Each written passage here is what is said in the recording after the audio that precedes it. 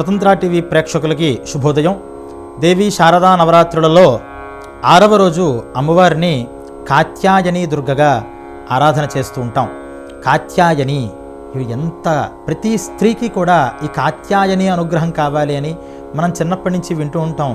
సీతా అమ్మవారి ఈ కథ ఈ వ్రతం చేసింది, లేకపోతే మా పురాణాలలో ఈ వ్రతం చేశారు, మా నాయనమ్మలు చేశారు అని కాత్యాయని వ్రతం అని అదొక ప్రసిద్ధి చెందినటువంటి పూజా కార్యక్రమంగా అందరూ చెప్పుకుంటూ ఉంటారు.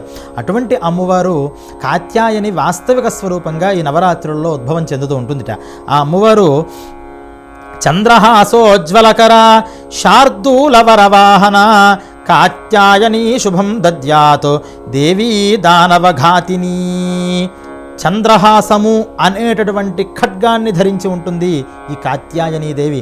ఈ చంద్రహాస ఖడ్గాన్నే ఛత్రపతి శివాజీకి అమ్మవారు వరప్రదానంగా ఇచ్చింది అని మనకి చరిత్రలో చెప్తారు. ఆ ప్రసాదంతో అంటే అమ్మవారి చేతిలో ఉన్న ఖడ్గాన్ని ఇవ్వకల్లా ఈ ఖడ్గానుగ్రహం నీకు రాగాక అని అమ్మవారు సంకల్పం చేసి వరం ఇచ్చి ఉండొచ్చు.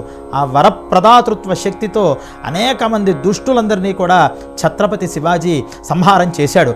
అటువంటి ఆ చంద్రహాసాన్ని అమ్మవారు ధరించి శార్దూల వరవాహన, ఈవిడ కూడా శార్దూల వాహనాన్ని ధరించి ఉంటుంది.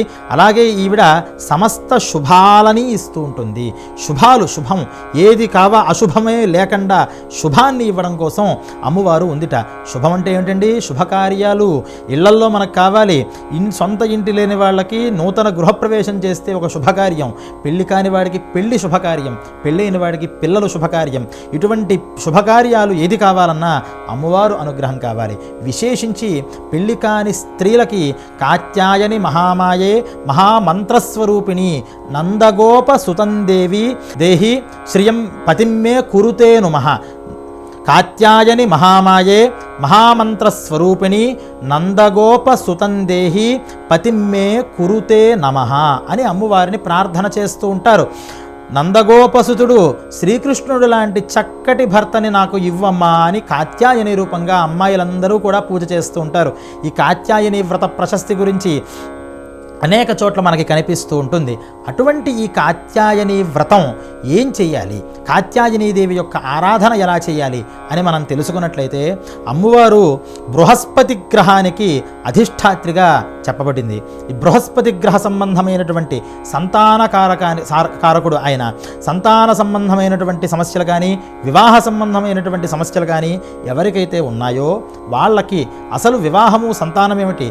గ్రహం జాతక చక్రంలో ఈ గురుడు కనుక అనుగ్రహం, బృహస్పతి కనుక అనుగ్రహంగా ఉంటే మిగతా గ్రహాలన్నింటినీ కూడా ఆయన కంట్రోల్ చేస్తాడట. అలాగే బృహస్పతి కనుక బలంగా ఉంటే మనం చేసే ప్రతి పూజలు కూడా ఫలితాన్ని బాగా ఇస్తాయిట. అందువల్ల అటువంటి బృహస్పతి నక్షత్రంలో పుట్టిన వాళ్ళు కానీ, బృహస్పతి గ్రహ సంబంధమైనటువంటి నక్షత్రాల్లో పుట్టిన వాళ్ళు కానీ, లేదా బృహస్పతి మహాదశ, గురు మహాదశ, గురు అంతర్దశ ఉన్నవాళ్ళు కానీ, లేదా గురుచండాల యోగాలలో పుట్టిన వాళ్ళు కానీ, వాళ్ళందరూ కూడా అరిష్టాల్ని పోగొట్టుకోవడం కోసం ఈ కాత్యాయని దుర్గా ఆరాధనని చేసినట్లయితే కనుక వాళ్ళకి అరిష్ట నివృత్తి జరుగుతూ ఉంటుంది అని చెప్పారు. అలాగే ఈ కాత్యాయని దుర్గ ఈ చంద్రహాస ఖడ్గాన్ని ధరించి ఆమె ఒక సింహవాహిని అయి ఒక భుజంతో వరదాన్ని, ఇంకో భుజంతో అభయాన్ని పెట్టుకుని, వరదాన్ని అభయాన్ని పెట్టుకుని ఒక చేత్తో పద్మాన్ని ధరించి ఉంటుంది.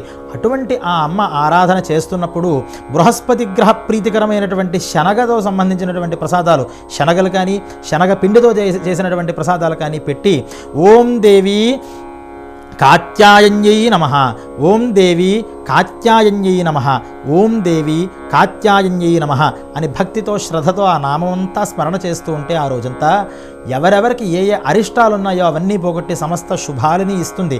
మనకి దేవి మాహాత్మ్యంలో ఈ కాత్యాయని రూపంగానే మహిషాసుర వధ చేసినట్లుగా కూడా మనం తెలుసుకోవచ్చు. అటువంటి మహిషాసురుణ్ణి సహితం ఆ అధర్మానికి, దుర్మార్గానికి, అశుభాలకి ప్రతీకలైనటువంటి మహారాక్షసుల్ని చాలా లీలగా సునాయాసంగా సంహరించినటువంటి ఆ జగజ్జననికి మనపోటి కష్టాలు, మనపోటి వాళ్ళ దుర్మార్గమైనటువంటి దుర్బుద్ధుల్ని మార్చడం ఎంత పని. అందువల్ల ఈ కాత్యాయని దుర్గా అనుగ్రహంతో సమస్త జనము కూడా, సమస్త భక్తులు కూడా శుభాల్ని పొందాలి అని అందరికీ కాత్యాయని దుర్గా ప్రసాద సిద్ధిరస్తు. శ్రీమాత్రే నమః. స్వతంత్ర భక్తి యూట్యూబ్ ఛానల్ ని సపోర్ట్ చేయండి. మీకు ఈ వీడియో నచ్చితే లైక్ చేయండి, మీ స్నేహితులకు శ్రేయోభిలాషులకు షేర్ చేయండి, మీ అభిప్రాయాలను కామెంట్ చేయండి. సబ్స్క్రైబ్ చేయడం మాత్రం మర్చిపోకండి. స్వతంత్ర భక్తి YouTube channel. Please like, share and subscribe.